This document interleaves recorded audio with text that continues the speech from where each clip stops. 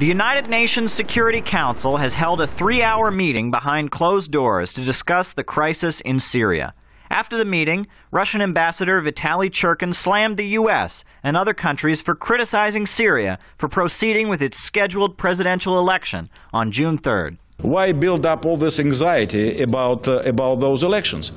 Incidentally, there is nothing which would prohibit or put in doubt such elections in the Geneva Communique. When speaking to the press after the meeting, Syrian envoy to the United Nations, Bashar Jafari, described the United States as hypocritical for supporting the foreign-backed terrorists in Syria while claiming to oppose them in Nigeria.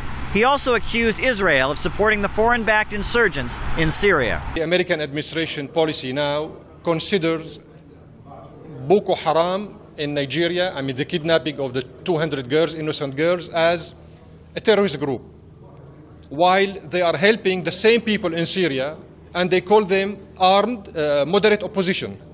Israel has, sponsored, trained, and hosted the new president of what they call Syrian Free Army. Bill Dors, a political analyst with the International Action Center, says that the United States is responsible for the ongoing violence in Syria as it increases its support for the insurgents. As the Syrian army is making progress against the so-called rebels, the terrorists, the U.S. government is now trying to make new efforts to confer alleged legitimacy on these people. The president has said the United States has said he will meet with one of the rebel leaders. They have made the terrorist offices in the United States, their fundraising offices, they have made them official embassies, official diplomatic missions. The meeting was overshadowed by news regarding the resignation of the joint UN Arab League envoy to Syria, Lakhdar Brahimi.